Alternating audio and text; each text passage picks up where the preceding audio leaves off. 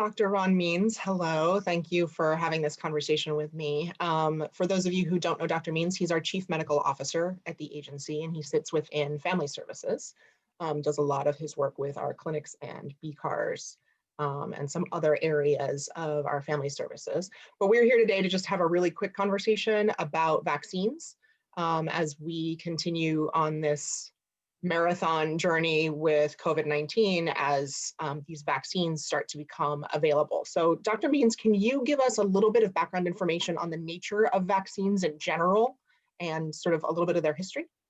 Sure. Well, good morning, and thanks for doing this. So, vaccines are probably one of the most important interventions in the history of medicine.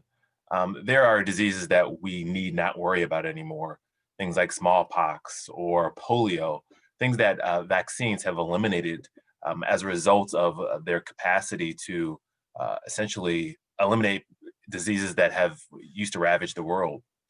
So vaccines are comprised of different things. So in general, they contain some part of a virus. They can contain a whole virus that has been killed, or they can contain a virus that's been weakened. Or in the case of the COVID-19 vaccine, it actually just contains a small part of a virus. And the purpose of giving us that uh, portion of a virus in a vaccine is to help our immune system build a response to that so that we can build immunity against a virus without actually getting sick. Okay, so you said that there are viruses sometimes that exist wholly within a vaccine, but they've been killed. What does that mean that you can kill a vaccine or kill a virus in a live vaccine? Right. So, in order to make a vaccine, you can actually take a virus and inactivate it essentially. A Oh, lot of people worry that once they get a vaccine, that they'll actually get the disease that the vaccine is being used to prevent. Well, that's not true, or extraordinarily rarely true in someone who has a really, really weak immune system. So, they create these vaccines in order to be safe so that when we get them, again, the whole purpose is to build an immune response to prevent the illness that they are being used to, to avoid being spread. So they don't actually cause the disease that they're being used to prevent. okay. So that's true for every kind of vaccine that we know in the world, everything from smallpox, which has largely, we hope, still been eradicated, to um, influenza and various strains of influenza, right? So now we're talking specifically about this COVID-19 vaccine, and there are two that have been approved and one I think that might be on the way. And forgive me if I'm getting those numbers wrong, but in any case, um, it may be a while before some of us are eligible to receive the COVID vaccine, but if and when we are, what are some things that we need to keep in mind about, deciding whether or not we are going to receive the vaccine? So I think it's first critical to think about all of the kind of myths that are out there about vaccines when making this decision about the COVID-19 vaccine. You're correct. There are three vaccines that are in the works. One has been approved, one is pending approval very soon, and the third is a little bit later on. Um, these vaccines were created and vetted through the Food and Drug Administration, as all vaccines are. In order to have a vaccine approved, there's an extensive process to study the vaccines in order to have them approved and determine that they're safe for use in the general population. So usually those studies take sometimes years to get done.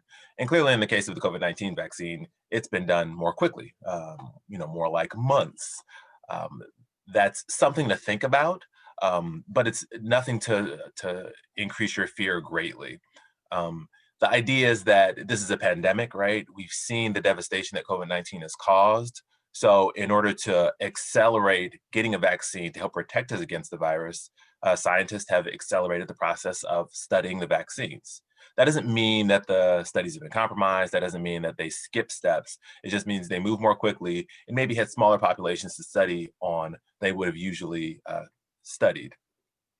Other things to think about when thinking about the vaccine, again, are about some of those myths that have unfortunately been spread about vaccines. The newest one about the COVID-19 vaccine is that it changes your DNA, which is absolutely not true. There's long-standing myths about vaccines causing autism Those myths have been proven untrue time and time again, but still stick. Um, there's all sorts of falsehoods about vaccines that I understand are out there, but I just impress upon people once you hear them to challenge them, to talk to people who know the science, and to think about it more clearly, other than just going upon the myths when making decisions about whether you want to take the vaccine or not. Mm. What about the idea that you're better off getting an illness and developing natural immunity to it than you are if you get a synthetic vaccine? That's a great question because that's one you hear a lot, and you heard it more frequently when thinking about things like chickenpox or the flu, uh, viruses that are clearly much less deadly, although can be dangerous in themselves. Some people have the belief that, well, I would rather just get sick from a virus and develop my own immune response rather than take a quote unquote foreign vaccine. So, first and foremost, that's not necessarily true. So, uh, your immune response can be variable when you get sick after a disease. And we've seen this with COVID 19, actually, especially because we've seen that those who have gotten sick from the virus sometimes only have a temporary immune response. Um, or their immune response to the vaccine, to the virus is variable. So they don't build as a robust of immune response. Actually, the vaccine seems to actually provide a better immune response than getting sick from the disease naturally. So that's the first problem with that theory. The second problem is these viruses can be deadly. Even the more benign ones, right?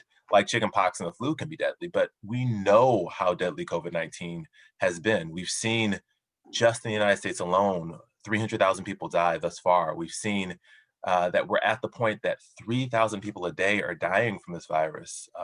We've seen those that we work to serve have passed. Unfortunately, some of us have seen our own family and friends pass. So we need not wonder how deadly this virus is, and we have to protect ourselves by getting a vaccine that is known to help prevent getting sick from the virus. You made the point, I think this will sort of be the last thing that I'll ask you. You made the point that there are some things to think about with this vaccine, like there probably are with a lot of brand new vaccines.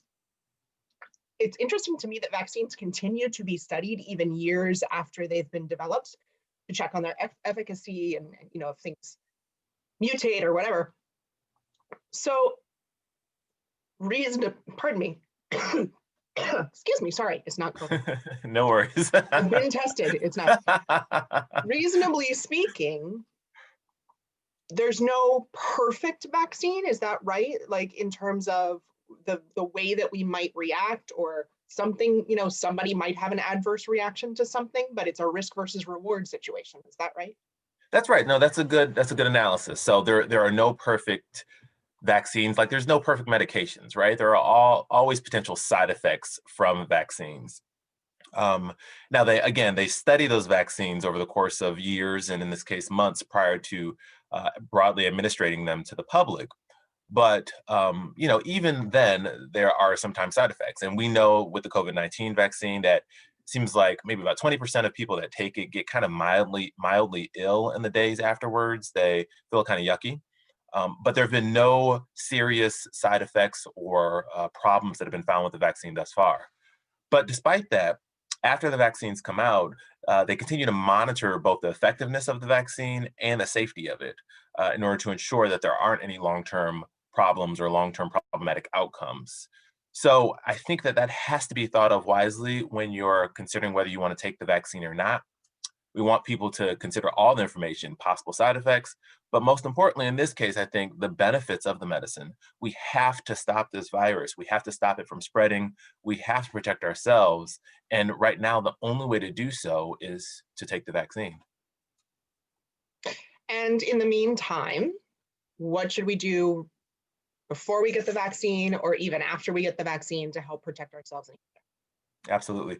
So, in the meantime, I want everyone to ask questions of medical professionals. If you're wondering about the vaccine, I want people to seek reliable sources of information. Try to avoid the social media, try to avoid the myths and the rumors. And most importantly, I know we say it time and time and time again, you have to wear your mask.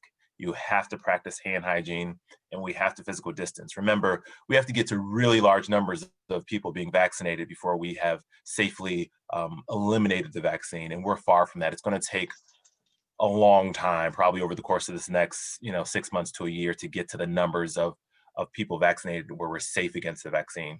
So in that time, excuse me, safe against the virus. So in that time, we have to continue the practices that have kept us safe thus far, and be really, really diligent about doing those things so we can not get sick in the interim while we're waiting for the vaccine to come on board. And the mask goes over your nose. Over your nose, please. Don't let the COVID virus slip in your nostrils. So keep it over your nose. Great. Dr. Means, thank you very much. Thank you.